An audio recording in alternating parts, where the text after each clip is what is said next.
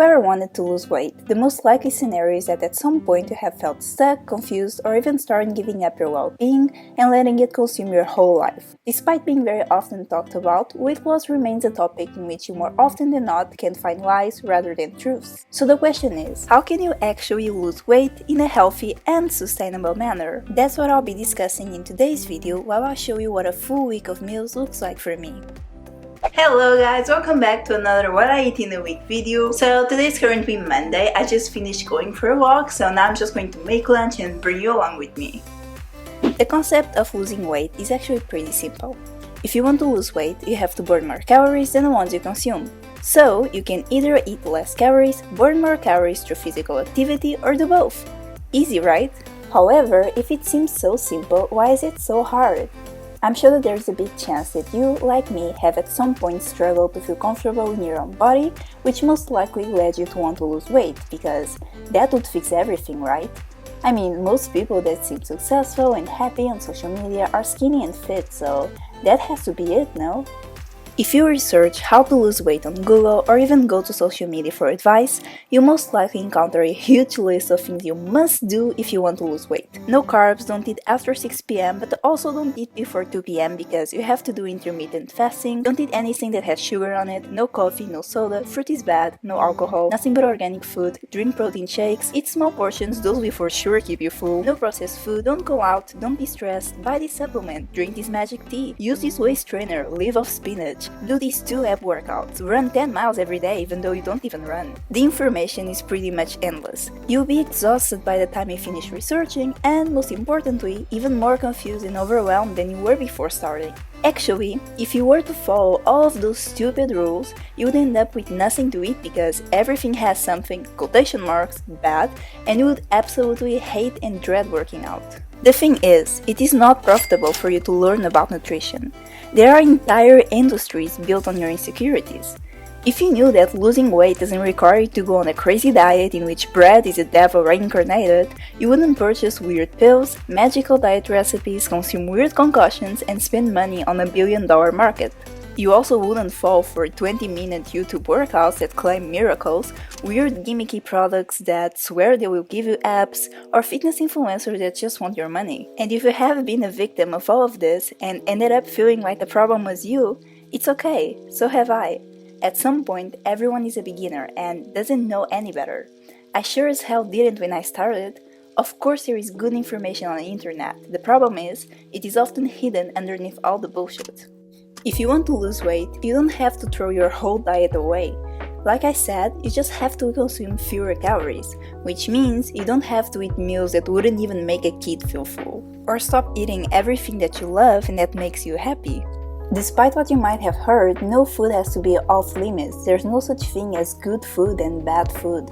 If you start restricting everything you love, your diet will sooner than later fail and you will be left hungry and frustrated. That's actually why the majority of diets fail. You suddenly stop eating foods that you love and force yourself to eat bland, unseasoned food just because someone else said it's healthy. And sure, it might work for them, but it doesn't mean it will work for you. No 2 diets are the same because we're all different. In order to lose weight and actually keep the weight off long term, you have to find a middle ground between what you love and your goals. For example, let's say you love to eat pasta because who doesn't? You don't have to stop eating pasta. You could, for example, make a smaller pasta portion, add your protein of choice, whether that is tofu, seitan, fish, beef, or whatever you prefer, and then just add a salad or some veggies on the side. This will ensure that the meal is higher in volume so you don't feel hungry, but it will also drastically reduce the calories compared to just eating more pasta. It's about balance. You don't have to stop living life, just make compromises. You can still go out to eat, you can eat chocolate, you can eat sugar, you can party, just not every day. If I had to give you the tip that made the biggest difference for me in my journey, it would be to actually learn about macronutrients. Personally, I learned this by starting to track everything that I ate. Now, I know this option might not be suitable for everyone because you can definitely start getting too caught up on calorie counting and it can severely damage your mental health and how you perceive food. However, if you feel like this wouldn't be you and approach tracking food as more of a tool in a learning method, I couldn't recommend it more. Knowing how much protein, carbs, and fats each element has is an immensely valuable lesson because after you have that knowledge, you can easily create balanced meals that are nutritious but also make you feel good. The key to finding a diet that fits you, and by diet I mean just what you eat in general, not restricting, is incorporating what you love while paying attention to your goals.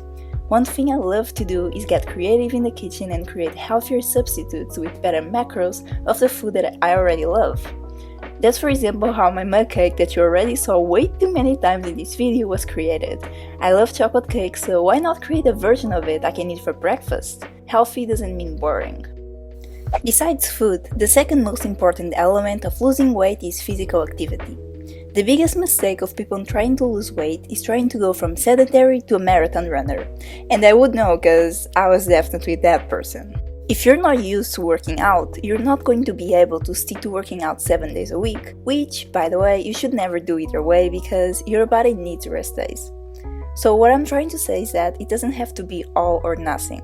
So, if you haven't worked out in a while, start small. For example, start incorporating more walks into your daily life. Walking is one of the most underestimated exercises. You don't have to run, jog or sprint, you can just walk. Start with 20 minutes and then as time goes by, start increasing the duration. And if you find walking boring, then try biking or any other activity that you enjoy and can consistently do for the rest of your life. My favorite combination is walking and lifting weights. Weightlifting is highly beneficial because it develops your muscles and allows you to get stronger, making daily tasks easier. It has a lot of other benefits, but I'll leave that to another video. However, I know going to a gym might not be for everyone. Personally, it is for me, but it might not be for you. And that's okay. At the end of the day, you should just pick what you like, adapt it to your lifestyle and not the other way around, and keep getting better at it. With this being said, of course there are other nuances that go into losing weight. Yes, sleep is important, yes, water intake is important, yes, stress management is important, but if you don't even have the basics down, there's no point in focusing on everything else. After you get your nutrition and physical activity on point, ensuring a calorie deficit, then you should start looking into other factors such as getting enough sleep, 6 hours minimum, making sure you drink enough water during the day. I really struggle a lot with this one, so I always bring my water bottle around with me everywhere I go.